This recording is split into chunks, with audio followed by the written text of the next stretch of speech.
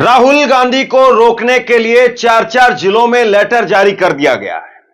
कहा गया है कि किसी भी तरीके से राहुल गांधी को रोका जाए। राहुल गांधी किसी भी हालत में उत्तर प्रदेश में संभल में एंट्री ना कर पाए, इसके लिए आधिकारिक तौर पर लेटर जारी किया गया है। सोचिए कि सत्ता क्या छिपाना चाहती है और सत्ता के अंदर किस तरह का डर है, खौफ है कि राहुल गांधी को रोकने के लिए गौतम बुद्ध नगर यानी नोएडा, उसके साथ अलीगढ़, गाजियाबाद, अमरोहा, यहां पर लेटर जारी कर दिया गया है और वहां के डीएम को कहा गया है कि आप सुनिश्चित करिए इस बात को कि आपके ही जिले में, आपके ही बॉर्डर पर आप राहुल गांधी को रोकेंगे। राहुल गांधी नेता प्रतिपक्ष वो संभल जाना चाहते हैं और उनकी तरफ से कहा गया है कि कल वो संभल के लिए कूच करेंगे।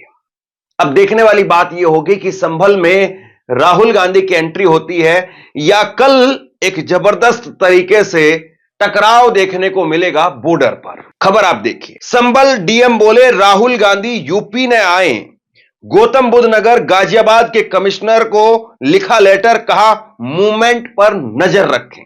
और यह लेटर आप देखिए, यह लेटर है जो लेटर लिखा गया है इन जिलों के कमिश्नर को और यह सुनिश्चित करने को कहा है कि आप किसी भी सूरत में इनको यहां पर नहीं पहुंचने दें। संभल डीएम ने गौतम बुद्ध नगर और गाजियाबाद के पुलिस कमिश्नर को लिखा लेटर, कहा जिले में ही राहुल गांधी को रोकें।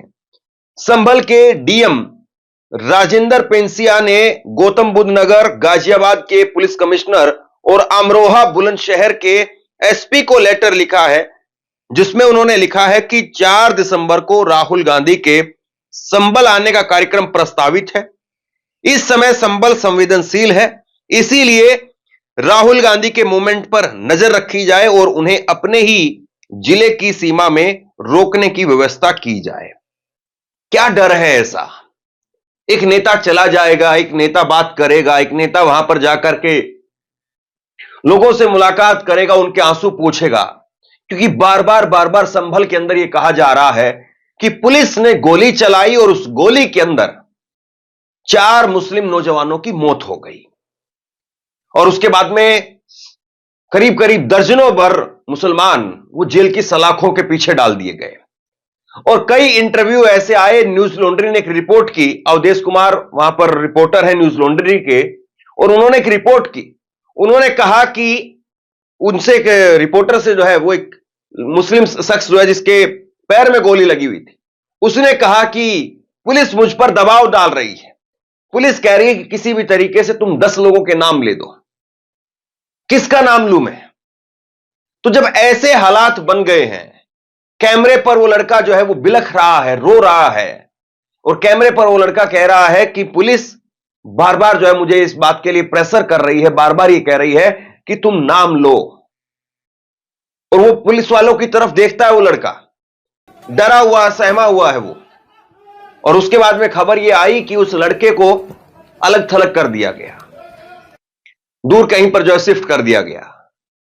तो ये जब चीजें निकल करके सामने आ रही हैं तो ये चीजें अपने आप में सवाल खड़े करती हैं कि उत्तर प्रदेश में कानून के नाम पर किस तरीके से गुंडागर्दी की जा रही है। संभल के डीएम, उनसे बहुत सारे सवाल जवाब होने चाहिए, लेकिन देखिए साहब, इस वक्त में इस बात को लेकर के आज तक वो पुख्ता तौर पर ये नहीं बता पाए कि कैसे एक याचिका उसी दिन डाली गई, उसी दिन स्वीकार हो गई, उसी दिन उस पर सर्वे का जो है वो आदेश आ गया और उसी दिन सर्वे भी हो गया। और ये सब कुछ एक्स पार्टी हुआ। एक्स पार्टी का मतलब ये होता है दूसरे पक्ष को सुना ही नहीं गया। ये इतनी जल्दबाजी किसकी वजह से थी?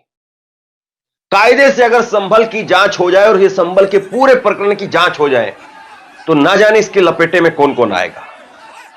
यहां तक लोग कह रहे हैं कि जिस जज ने यह आदेश पास किया उन पर भी कार्रवाई हो और जो डीएम ने और बाकी जो पुलिस अधिकारी हैं वहां पर, उन्होंने जो जिस तरह से तेजी दिखाई उन पर भी कार्रवाई हो। लेकिन सवाल यह है कि आप नेताओं को मिलने नहीं देंगे, बात नहीं करने देंगे। इतनी बड़ी घटना हो जाती है, उस घटना के बाद लोग मारे जाते हैं, दर्जनों लोगों को आप उठा करके जेल की सलाखों के पीछे डाल देते हैं और अब कोई अगर वहां पर जाकर के लोगों के आंसू पूछना चाहता है, उनसे समझना चाहता है दिक्कत क्या है। मतलब प्रधानमंत्री बैठ करके फिल्म देख सकते हैं, प्रधानमंत्री बैठ करके 2-2.5 घंटे आराम से वहां पर पूरी फिल्म देखते हैं और प्रधानमंत्री कहते हैं सच को छुपाया गया, आज सच सामने आया है। गोधरा कांड के बारे में वो बात करते हैं, एक साबरमती रिपोर्ट आती है, एक फिल्म जिसको नरेंद्र मोदी ने देखने का काम किया और नरेंद्र मोदी उस फिल्म को देख करके उसके बाद में भाजपा की सरकारें उस फिल्म को टैक्स फ्री करने लग जाती हैं। मतलब जो चीज आपको पसंद आए उसके लिए प्रधानमंत्री के पास में भी समय है, पूरी कैबिनेट के साथ में। ये तस्वीरें आप देख लीजिए, नरेंद्र मोदी, अमित शाह, जेपी नड्डा, तमाम भाजपा के नेता, पूरा मंत्रिमंडल, नितिन गडकरी, तमाम नेता, शिवराज सिंह चौहान, तमाम नेता वो बैठ करके फिल्म देख रहे हैं। सरकार इतनी खाली है कि उसके पास फिल्म देखने का समय है, लेकिन किसी के आंसू पूछने के लिए समय नहीं है। संभल के डीएम क्या कह रहे हैं जरा देखिए। लोकसभा नेता प्रतिपक्ष राहुल गांधी के संभल दौरे पर मुरादाबाद मंडल के आयुक्त आंजनेय सिंह ने कहा कि अभी संभल में स्थिति सामान्य है, वहां पर बाजार भी सामान्य तौर पर खुले हैं, लोगों में विश्वास बहाली का पुख्ता किया जा रहा है, घटना की जांच की जा रही है। डीएम ने 10 दिसंबर तक वहां बाहर से लोगों के आने पर प्रतिबंध लगाया है। माहौल अभी शांत है पर अभी भी तनाव है।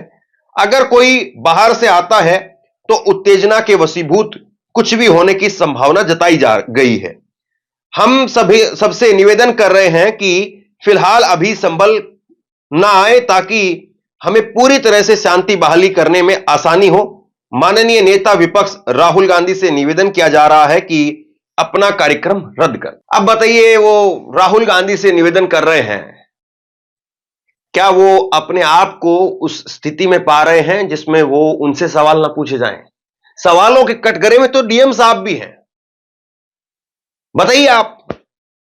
दूसरी बड़ी बात यह है, राहुल गांधी वहां पर जाएंगे कल, हो सकता है कि उनको वहां तक पहुंचने दिया जाए, हो सकता है कि ऐसा भी हो कि दिल्ली और यूपी के बॉर्डर पर उनको रोक दिया जाए, हो सकता है कि वो दूसरा कोई रास्ता पकड़ करके वहां पर पहुंचने की कोशिश करें। लेकिन कांग्रेस पार्टी हो या समाजवादी पार्टी हो, उनको यह भी सुनिश्चित करना चाहिए कि वहां पर कम से कम आप लोगों को कानूनी सहायता दें। सबसे पहली जो जरूरत है इस वक्त में वहां के लोगों को कानूनी सहायता की जरूरत है, क्योंकि जिस तरह से खबरें निकल करके सामने आ रही है वो बताती है कि वहां पर कैसे लोगों पर शिकंजा कसा जा रहा है। और ऐसे में सबसे पहली जरूरत वहां के लोगों को जो है वो है कानूनी सहायता की।